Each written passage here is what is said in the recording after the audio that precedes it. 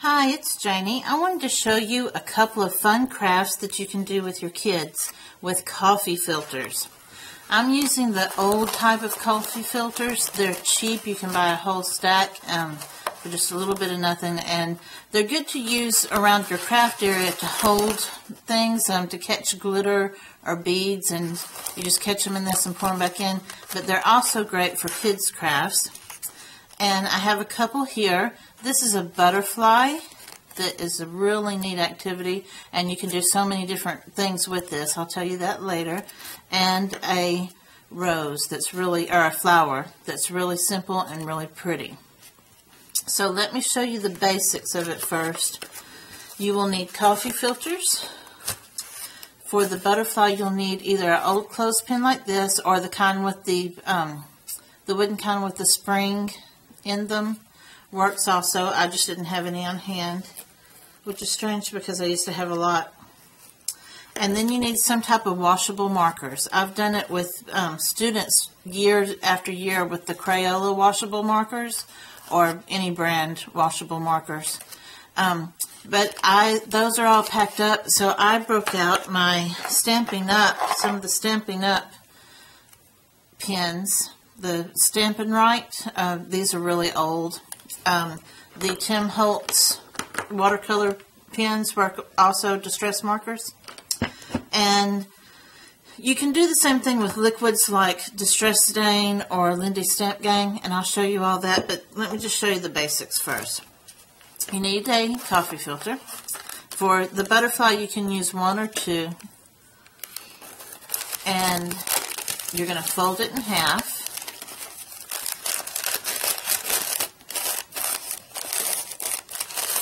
And you're only going to color half of it. And you can use, like I said, any type of washable marker or the stamping markers with the brush tip. Or I'll show you, use the brush end of a Tim Holtz marker. Whatever you have. And then you're going to need some water. I like a little spray bottle of water. And you spray it and the color will bleed. And you're going to get quite a bit of water on there. And I'm just showing you the idea now. And the color bleeds out. And you get enough water and the color will bleed over to the other side. And you'll have a symmetrical design. So let me show you with some that I've already colored. And when they're coloring this, you can leave some white spots. You don't have to color the entire thing completely. A lot of kids, when you first tell them about this, they want to color the entire thing or make pretty designs. But when you spray the water on there, it's all going to bleed together, so the designs aren't going to show through anymore. So just put some color on there. You can leave white spaces. I just really quickly put some color on there. The other side's blank. Then you're going to, I like to put it on newspaper, works great, or just a scrap piece of paper, because when I spray this, the color is going to bleed out and the paper will catch it. Newspaper does great, or sales ads. Those work great. So I'm just going to spray this, and it does take quite a bit of water to get it to bleed out. If you put too much water, it will bleed out completely, but it always takes a little more water than I would think. You know, it'd be years between the times that I did this, and it would always take a little more water than I think, and you can see how the colors bleeding together. And then you can check and see if it's bled to the other side. Pick it up and see we're getting a lot of color on the paper, and that's pretty too. And then you want to carefully open it up to let it dry, just because it will dry faster that way. You could use a hair dryer or a heat gun to dry it. It is up to you. And like a school setting, I would put a fan on them to dry. In a school setting, I would have the students put their names on the paper that they were going to rest it on, so that I could find all of their butterflies when I was through, and wouldn't get them mixed up. If you're only working with 1 or 2 kids at a time, then that's not so hard to do. You don't need to tell which one's which. But in a school setting, you got 20 kids lined up, 25-year-olds too, lined up with wanting to finish their craft. You need to be able to get a hold of it quickly. And that just doesn't want to separate because I'm on camera. You just want to open it up, and if you put it back on that page, it's going to soak that up, which is fine if that's what you want. If you're okay with that, that's fine. If not, get another piece of paper, or like I said, when I would use newspapers, I would just peel back the wet layer and use the layer underneath it. And you're going to let this dry, or dry it with a heat gun or hair dryer. And I have one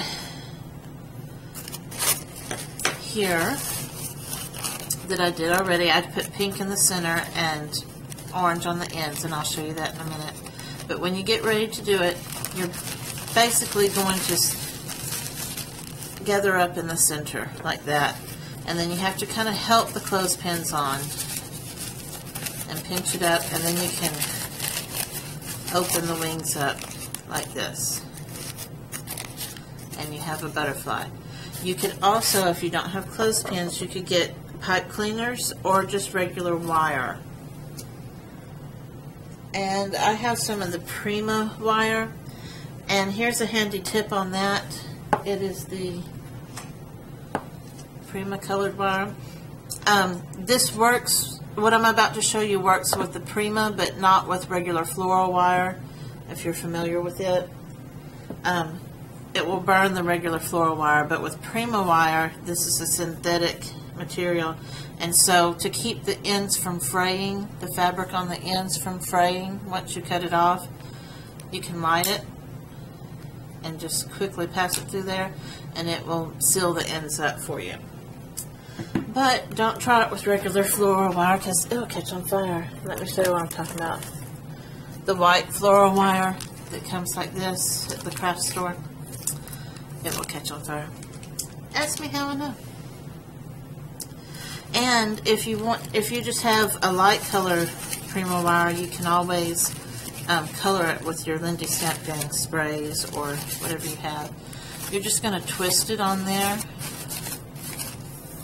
and then you can get a pencil or whatever tool, paintbrush, and curl the ends for the antenna. And with small kids, I like to go ahead and curl the very tip over so it doesn't poke anyone. And to curl it, you just get a pencil, put it against a pencil or tool, and wrap it around like that and slide it off.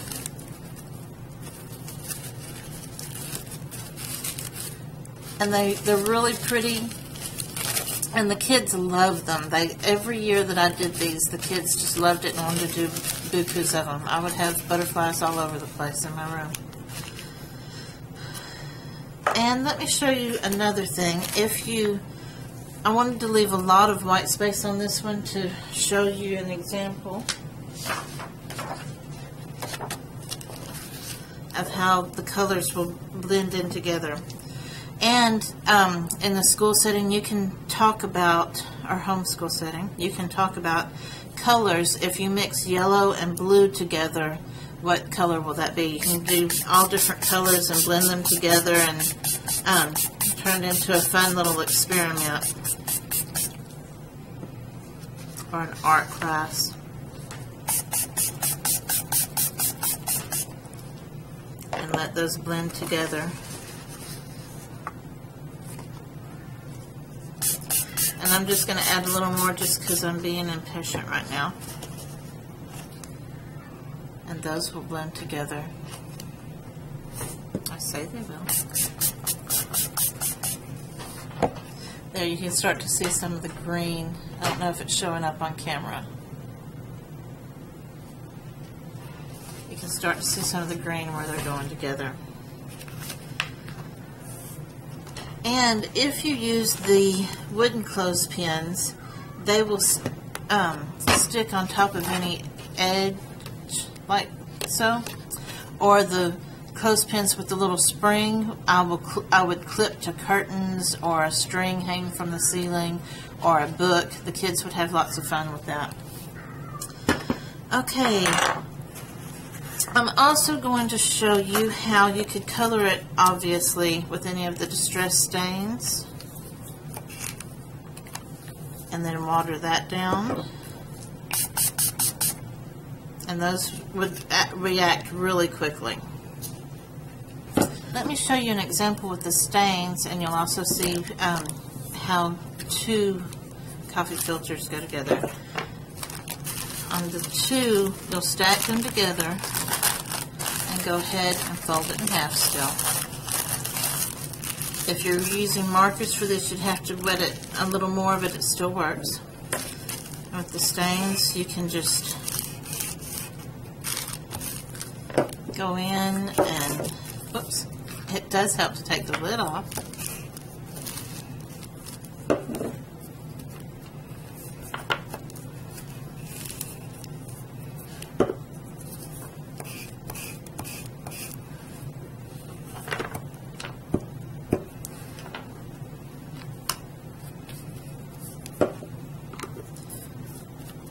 Watercolors also work well with this. And then I'll wet that.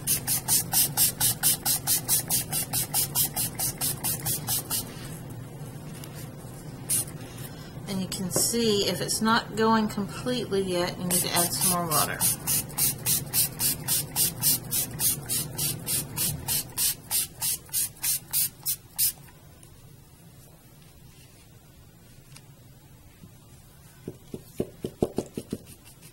Make this settle down a little bit. And kids love to spray the water too. And then you'll see that the color's gone through and it has colored both parts.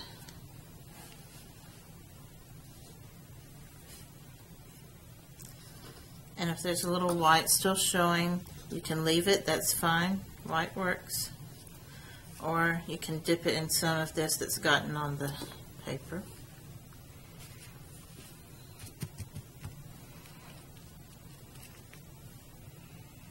Whatever works best.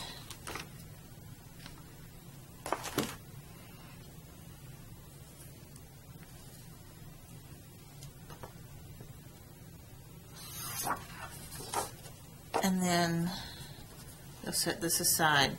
You do want to have your paper on hand and some paper towels ready.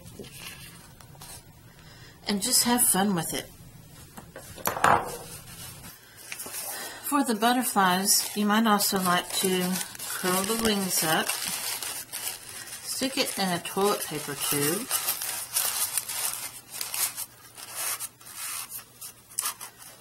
and then you can wrap batting, or I've used cotton balls that we would stretch out, or even a paper towel around it, and talk about the chrysalis and how the life cycle of a butterfly.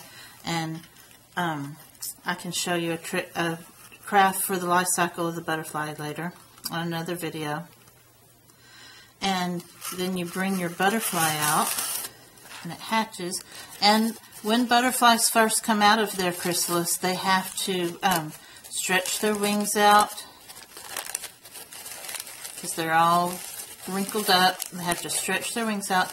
And then they sit on something and they flap their wings very slowly to let them dry.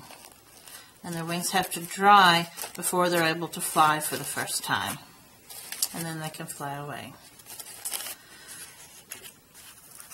And so there's lots of fun things that you could do with this. for the flower, you can color it with the markers just like we did the others, or let me show you how you would use the sprays. For the flower, I like to use 5 coffee filters. That's just what seems to work well for me to get a really full flower. And I only had 4 out, so let me get another one. This activity does work on the cone type coffee filters. You just have to separate the layers before you put them in the clothespin.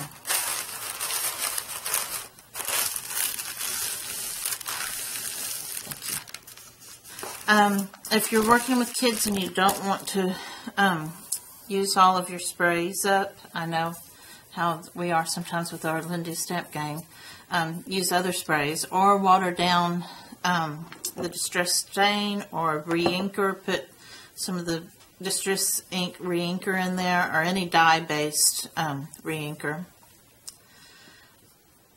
Or just do the markers, or do what I'm about to show you.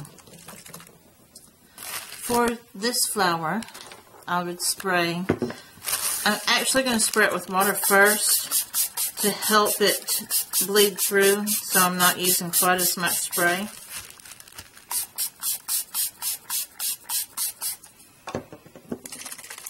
And then you can saturate it with your spray, and I'm going to add a little more water to get it flowing really well.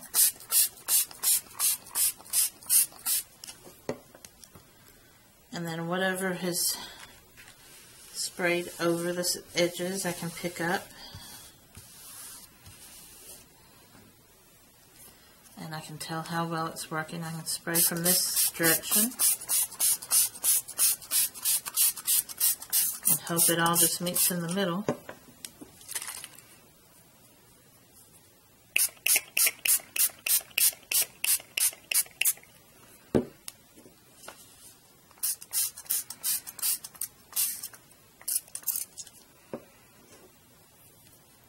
Just like that.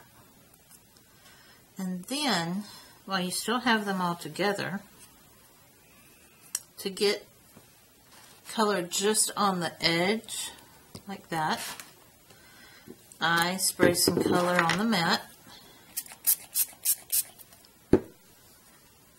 and fold it up, and you're just bringing the edge of it through the color. And if you want the center of that color, you can also do the center. You don't see the center as much with this flower, but it's a fun trick. And see how I missed that because I folded it too much there. You just go back and get some more. Open it up and see if you got these inside edges. And then you will open it all the way up. I missed that part just because of how it was folded.